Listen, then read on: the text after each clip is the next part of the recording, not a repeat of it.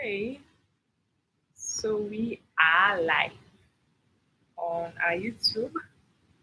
I can't see anybody here, so I'm just going to share this. We'll take some minutes to listen to music and we'll come back. So let's go.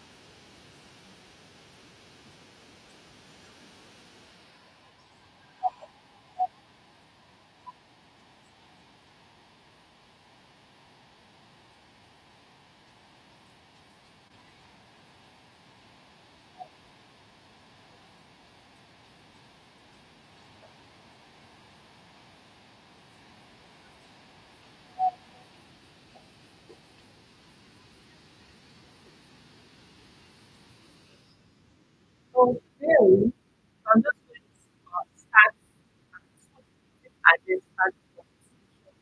Once this is over, just have to come.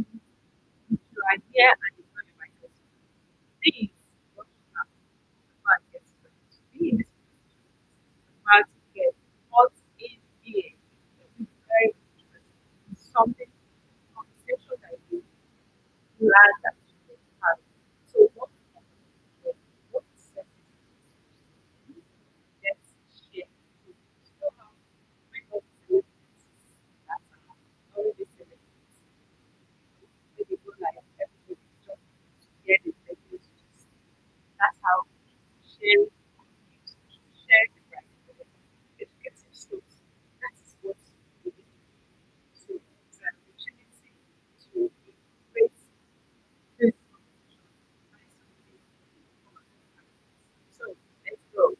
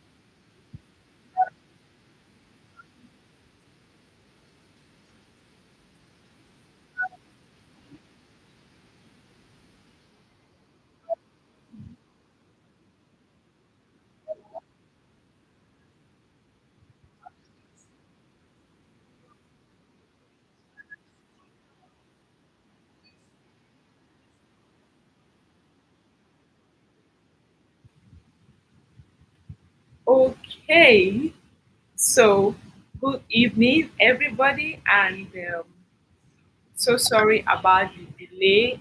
And I just want to say thank you to everyone watching me right now. This is my first ever YouTube live. Somebody give me a drum roll. Yay. So we'll be doing our Facebook live. We'll be doing our Facebook conversations, and I've also been sharing videos right in there. But I've not really gone live. So I decided to go live today. And remember, our conversation is centered around marriage.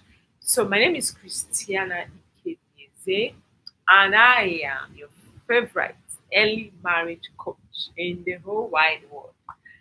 Yes. So our conversation today is centered around something that you love, something that you will gain from if you are a single person. And even if you are by chance married, there's someone around you who you can use what you're going to learn today to impact. Because you know that it is not just for you to learn for yourself. When you learn something, if it's not for you, it could be for the next person, it could be for your neighbor, it could be for your friend, it could be for your sister or your student or your mentee. It could be for anybody. So don't throw away knowledge just because you feel okay, this is not going to serve me, it's not for me, and all of that. So we're going to be having an interesting conversation today, and I want you to sit tight and let's have it. Remember, the topic of this conversation is, am I really ready for marriage? Am I really ready for marriage?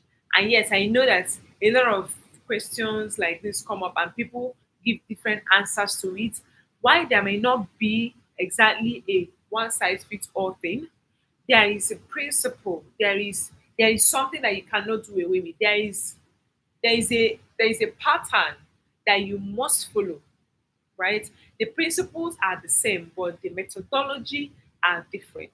So the way you express what I'm going to teach you will be different from the way the next person expresses theirs, because of course we are all different, right?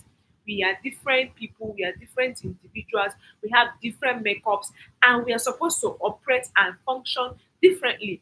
So my point is, when you're learning this thing, don't say, but that's not how this person said it.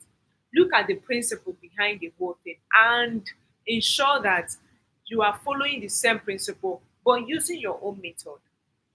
Now, Marriage is a beautiful thing ordained by God. Whenever I am called upon to speak on the concept of marriage, I ensure that I do not miss out on talking about how beautiful marriage is.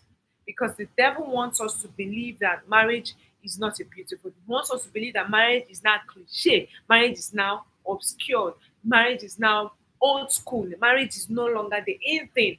However, if you are going to make a great marriage, then you need to start by understanding that marriage was ordained by God and He is the originator of marriage. I don't care what is going on out there. I don't care how people view marriage now. I don't care who says it is no longer man and woman, it is man and man or woman and woman. All of those are not my concern, right? My major concern here is that we are following the principle of God. We are following the pattern of God. We are following how God has ordained marriage for it to be. But if you leave your marriage to chance, the truth is, it's going to fail. Now, let's bring it back.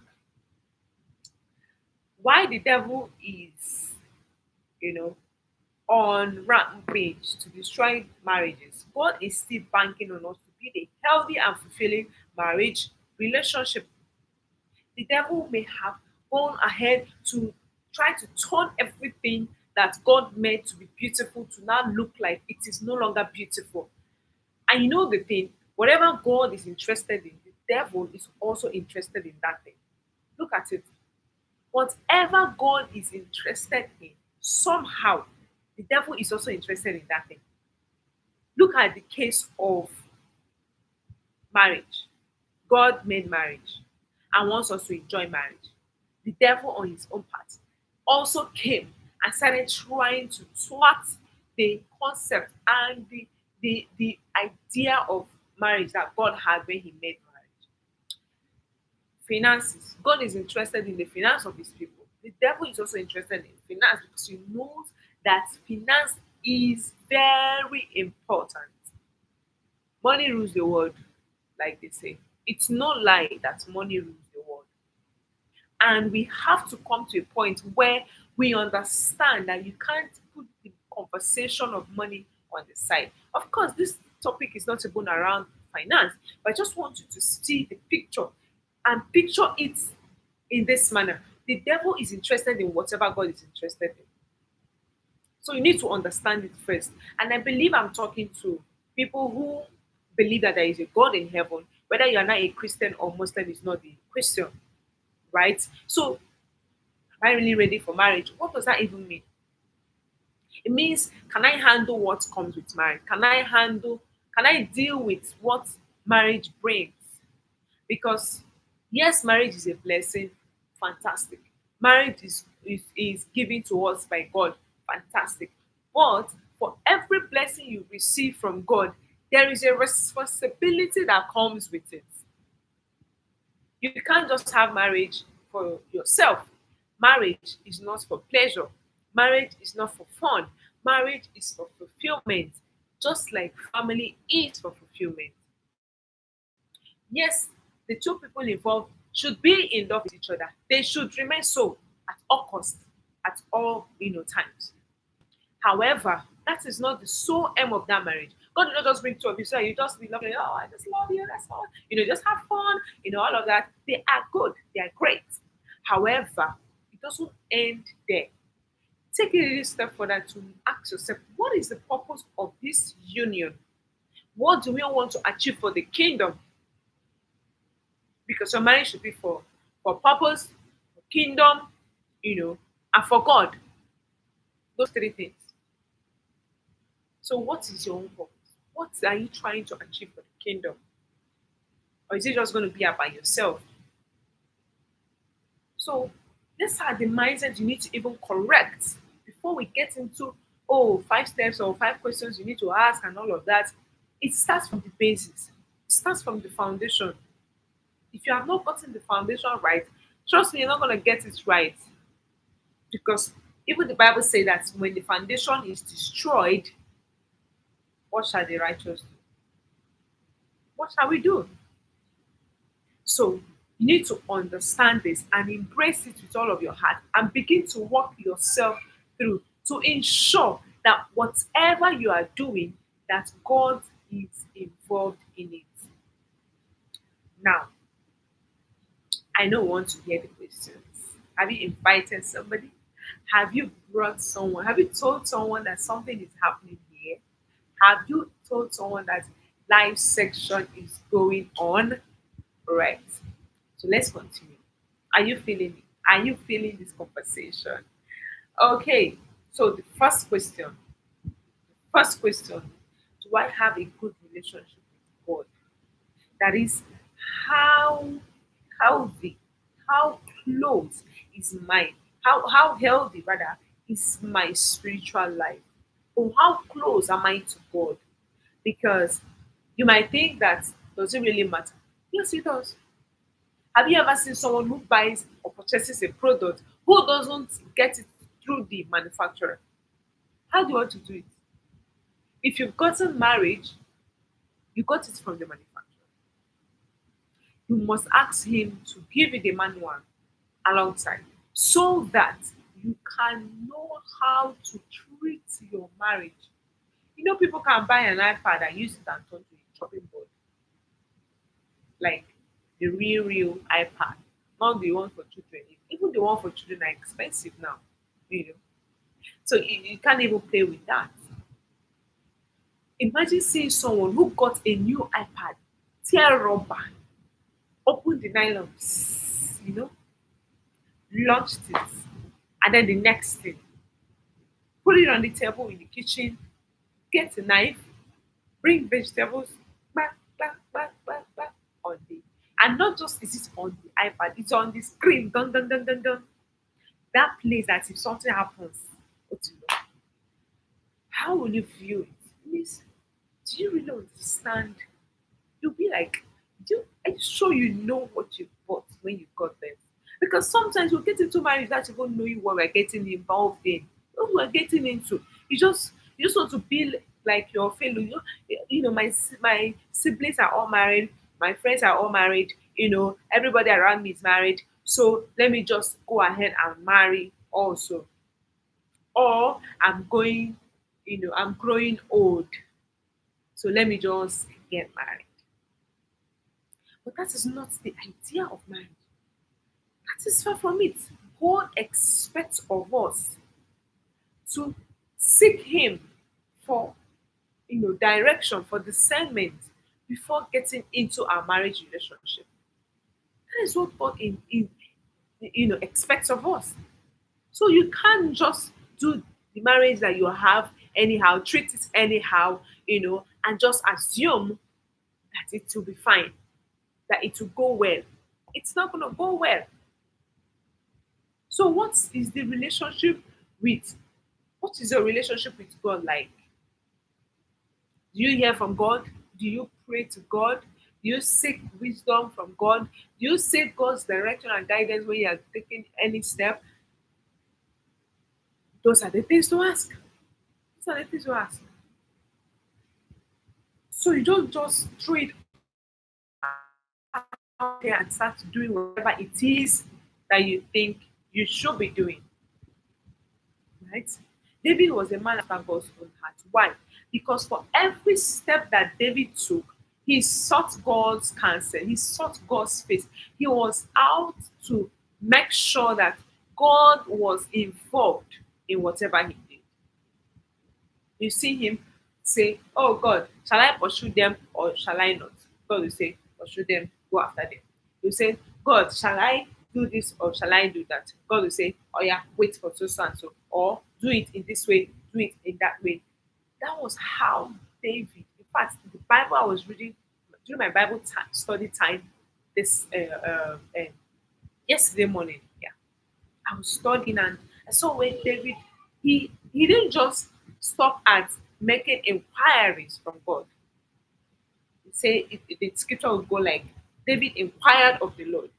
But in this particular verse, he said David inquired again of the Lord, which means he did not just rely what's it called now?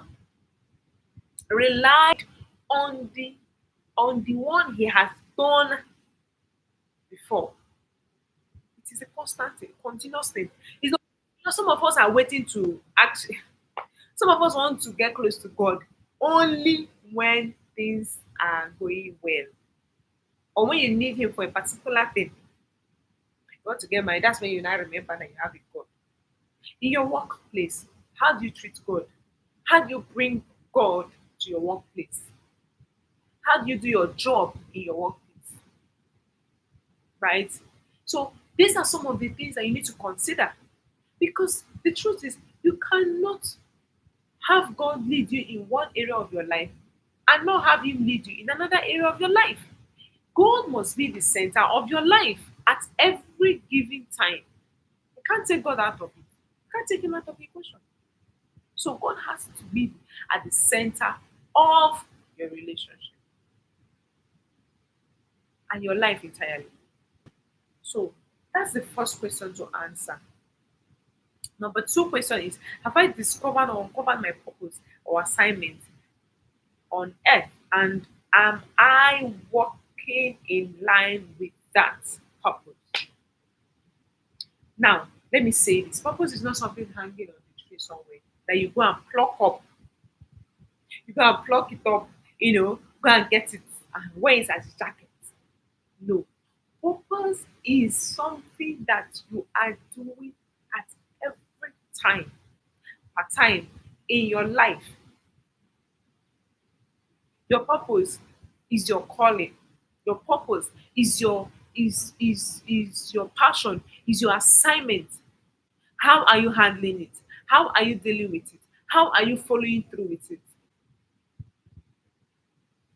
Or are you hoping that somehow, something will happen? Because you can't get into marriage without even realizing or knowing what your purpose is about. It's going to be a risky venture for you. You need to have found out what your purpose is and started dealing with it every single day. Because marriage should meet you at the junction of your purpose while you are pursuing your purpose. That is where marriage is supposed to meet you. Not for you to assume that marriage will just, come from nowhere. There has to be a cordial relationship between where you are going and where your marriage should go. So you don't leave it to chance. Nothing is left to chance in marriage. Nothing is left to chance at all. So have I found my purpose? Am I working in it? Because marriage is not going to be this, the sole fulfillment that you will have. Yes, it will fulfill you in a part of your life, but if that is the only thing you have, then your life is going to be miserable at some point. So you need to be able to ask yourself, how have I been able to walk through in my journey of purpose? If you're selling crayfish, that could be your purpose. I know that this sounds somehow, but if you understand what God means and when He said He has proposed something for each and every one of us, you will realize that it's not when you become a president that you say you have discovered your purpose. And even be a president, it's not about the position, it's not about the title, it's not about the portfolio, it's about the sense of fulfillment that you get from what it is that you're doing. What is your purpose in a particular season may not be your purpose in the next season of your life. So you need to continuously work in it. That's why it's a continuous thing. It's not a one off. It's not something that you just wait and go and carry it from the hanger where you hung it. So have you found your purpose and are you working in line with that purpose? Number three, do I have the mental capacity to handle the responsibility, the pressure, and the challenges that come with marriage? I hope we know that no marriage is perfect, number one. And secondly, no marriage is without challenges. Number three, every marriage requires taking full responsibility on both sides. You take your responsibility, Your spouse take their responsibility. You don't leave it to chance. You don't leave it for anybody. So if you're thinking, oh, I'll just go and cross my leg and enjoy my marriage, yes, you will enjoy your marriage, but it comes at a cost. You have to work hard for it now. You can work hard for it. You can't just, assume, oh, just there. No, no, no, no, no. You have to be able to hold yourself to a responsibility. No matter what is happening, no matter what comes your way, you should be able to take responsibility in your marriage. In your marriage, you should take responsibility in your marriage. You don't leave it to chance. You don't leave it to circumstance. You don't leave it. You don't leave it to maybe or maybe not. You hold on to it. You take responsibility at every given time, right? At every given time, you have childbearing, you have paying children's school fees, you have parenting generally, you have, paying bills. All of those things are part of the package that come with marriage. They are part of the package that comes with marriage. It's not, oh God forbid, I reject it and all of that. If you wanted to get married and your plan is to have children, what do you do if children doesn't come immediately or doesn't come at all? How will you handle that pressure? How will you handle that situation? How will you handle that circumstances? Because sometimes it can be beyond your power. It can be within your power also.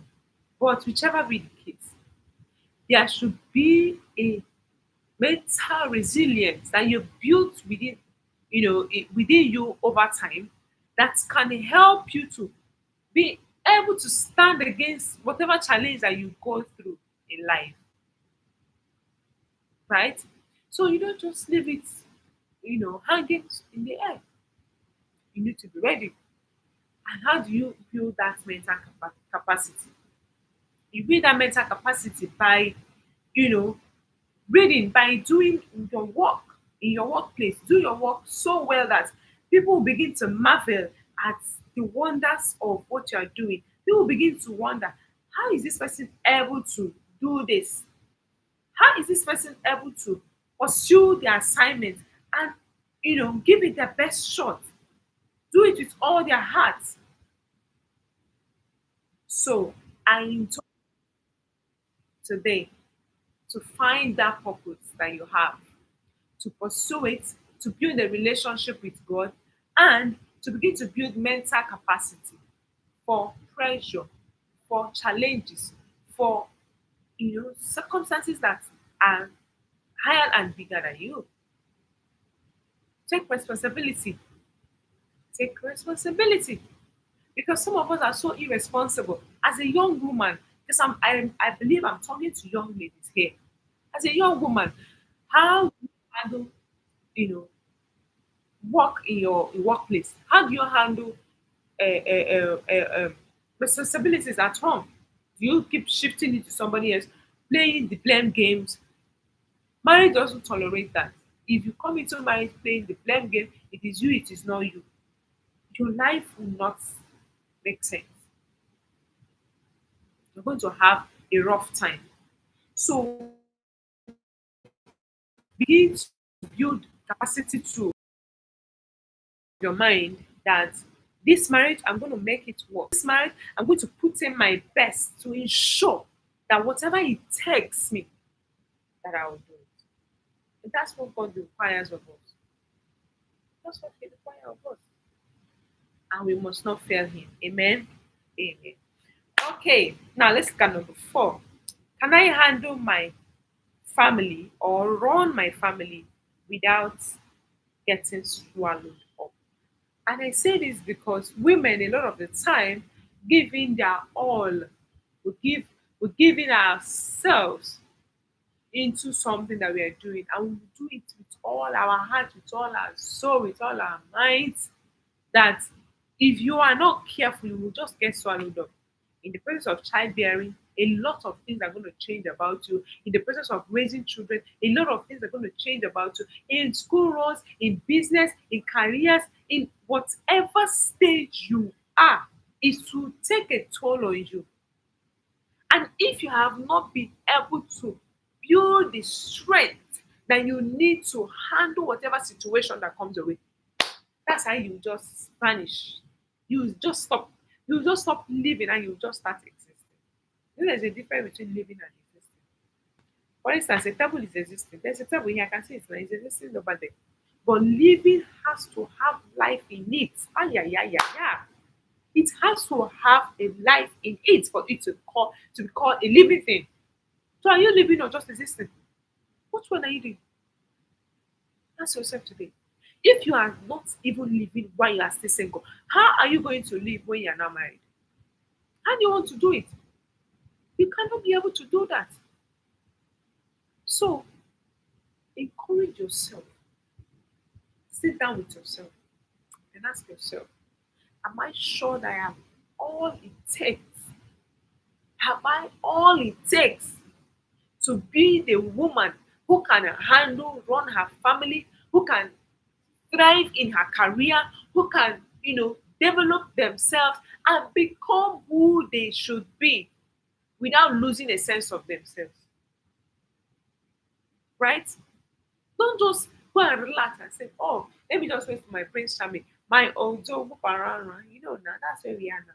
Ojo Parana will just come and carry me and put me in his house and give me money and do this for me. And I'll just cross my leg and be watching my K drama. I don't even want stress. Oh, I just want a man that will take care of me. Is it wrong for a man to take care of his woman? No. As a matter of fact, you can see this baby girl is being taken care of well. I am well taken care of by my husband. However, that is not my goal. Looking forward to marry. That was not the assignment. That was not the vision. That was the purpose. So you can't just live your life anyhow and expect that your life will become what you want it to be. You need to embrace yourself and do all that you are supposed to do while you still are single. And then it's a matter of time. When marriage meets you, you will be able to handle the issues that also come with marriage and be able to run your home fantastically. See, you can have a beautiful home, beautiful marriage, and a fulfilling life as a woman. I know it sounds like, oh, the three cannot go together. They can go together, but what will make the difference in them going together is the knowledge you have, the wisdom you have, the access to the right community, the access to the right information, to the right knowledge. That is what will make the difference for you. But if you leave it to chance, if you want it to come from nowhere, you don't want to put it in, you don't want to be stretched, you don't want to be stretched, you don't want to be stressed, you don't want to be pressured and pressed out until the best of you comes out. Ah, you will be where you are. You will be where you are. I don't know who this is for, but I just have a nudge in my heart that the life you are living now is not the life you should be living. There is more to you. There is more to you. And that is my passion to bring out the best in you as a young lady, as a young woman who is looking forward to marriage. Don't let swallow you up. Prepare yourself. Prepare yourself. And yourself with the right knowledge, with the right insight, with the right, and guard your heart so that only the right things get in. At the end, you will see your life make sense. And it is at that time that you can beat your chest and say, yes, I am ready to marry. That is why we run our community. We have a community called the Early Marriage Tribe Group. And in that community, I share every single day tips on relationship and marriage, how to, before you get it, the information is both to prepare you at this stage and what you should expect inside the marriage. That is what we do. And we're trying to gather young women to teach them, to encourage them to become strong on their own, become a force to be reckoned with, become an industry. Do you know that a woman is an industry? If you train a woman, you have trained a nation. This is not even about feminism or no feminism. I am not here for that. But I'm telling you that for your life to make sense, it has to be that you have sat yourself down and really worked on yourself, your character, your behavior, your habits, everything about you. You cannot leave it to chance. No, you cannot. Can't. You have to be able to know that you see this, I'm going to pursue this goal until I get to the end and get it right. I'm going to get it right. So if you have a desire to get it right in marriage, this is a call for you to stand up and begin to build capacity. Enough of the lazing around, enough of the TikTok and all the dance and Snapchat. Make something out of your life. Stop blaming people. Stop putting the blame on people or the responsibility on people why your life is the way it is. It is your choice the way your life turns out. It is your choice the way your life, eventually ends up. Who you marry is your choice. Don't even let anybody. Whoever you marry is your choice. You made a choice. So while you are still single, you have the opportunity to get it right. If a married person is listening to me, they might have some regret. They might be like, oh, I wish I had this when I was single. I wish I learned all these things. When I've not married this man, I would have made a better choice. But you, as a single person, you have the choice today to make, and you have to make it with wisdom, with counsel, with guidance, with enough information about the venture you are getting into. The Bible said, who gets to build a city without sitting down first and count the cost and know whether they can do this or not? And the Bible also says, if he does that, the people will mock him because they will say, oh, see this man, he started a house and he could not finish it. Do you want that to be your case? Or do you want to embrace the pain right now to find yourself, find you, and begin to make the best out of your life today? Oh, I can't believe I spent so much time on this number 4 question. All right, so let's quickly look at number 5 as a roundup. Are you enjoying this conversation? Hit the like button and subscribe if you have not done so. The reason why you need to like the video is to have it recommended to more persons out there who needs to hear this and you may not even have access to it on your own. And please share this video. Share this video with somebody and tell them that something amazing is happening. Now let's look at the 5th question. What is my standard for who I want as a partner? Or what is my standard for the right partner? Who will I see and say that this person is the one for me? What will I see in someone and know that this is the kind of person I want as a partner? Because you need to have it down. You need to have written it down. So when you see somebody and you're talking with them, you have examined them. You have already scrutinized them. You have already run a screen them, and know, okay, you can do this. Is this, is that, it's not this, it's not this. I had mine when I was going to get married. I had mine as young as I was then. I had mine. So when I saw it in the person I eventually married, my husband, I knew that this is the kind of man I want to marry. If it did eventually work out with him, I would have still found exactly the same thing in somebody else. So there's no specific person. I know that, yeah, there is a controversy. So is there a specific person God wants you to marry? Why there may be, okay, what if the person that is married to another person? People divorce and then they marry somebody else and they still have a happy life. So it is not necessarily that it must be all in one person, but you should be able to identify it when you see it. You should be able to point to it and say, this person has this quality and this person has that quality. I see a sad reality. I see young women who say they are going to be dating Yahoo boys as long as they are views, and I cringe. Like I literally freeze. I'm like, what is going on here?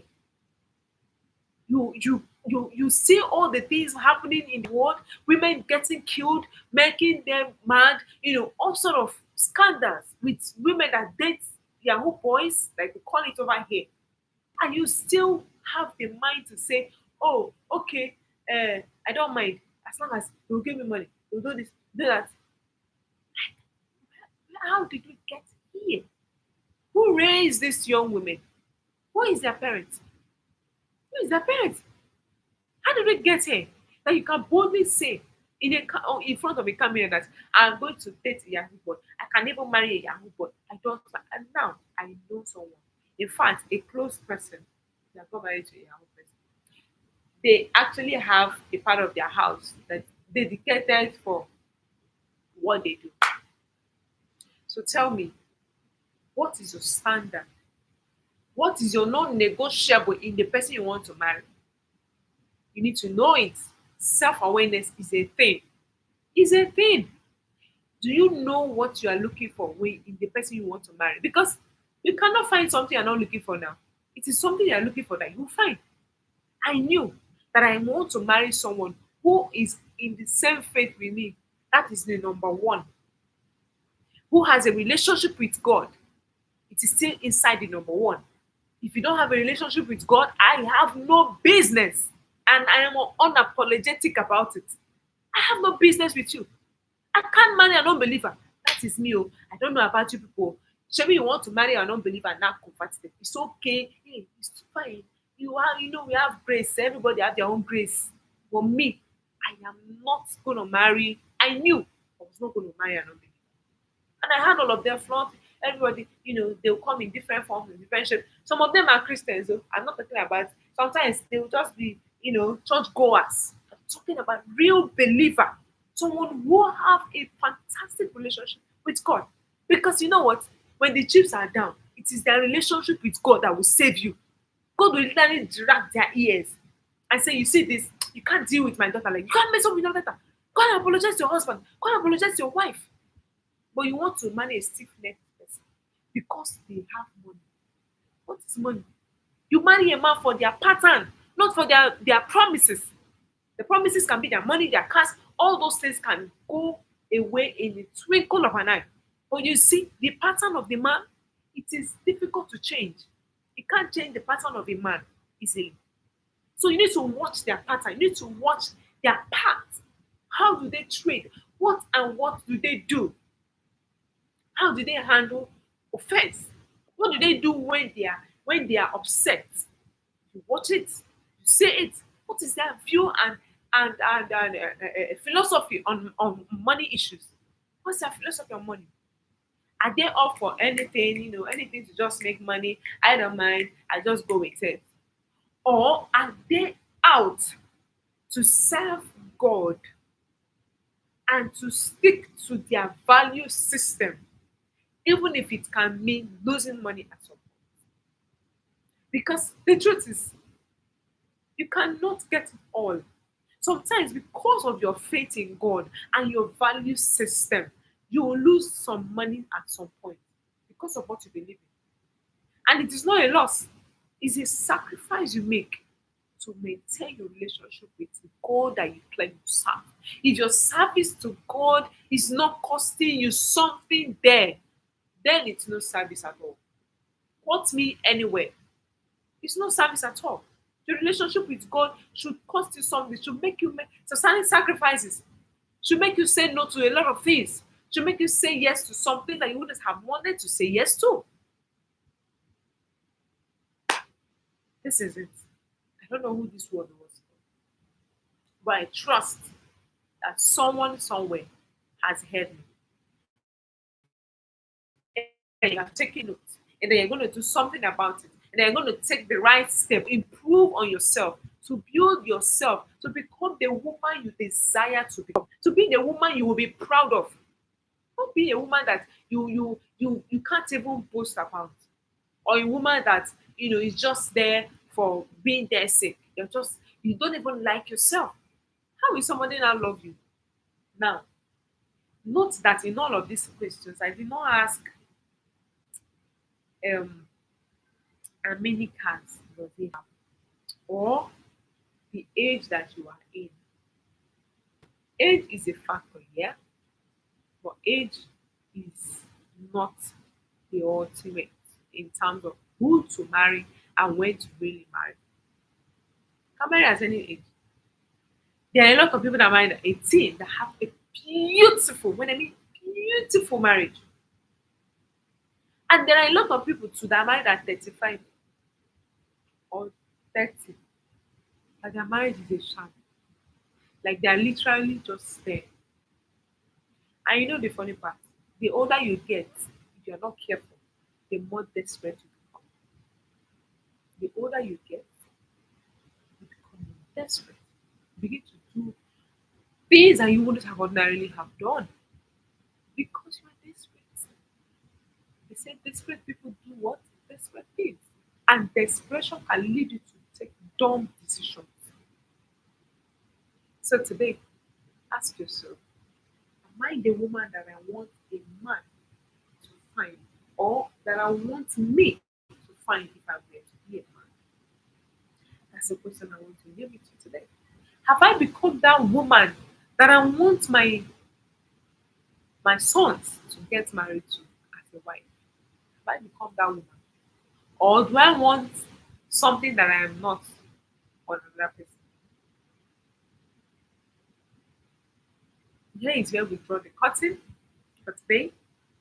Thank you so much for staying to the end of this conversation today. And I hope that something will be triggered in you if you're a young person listening to me. And you begin to take action right now, immediately. The first thing you will need to do is to join our community.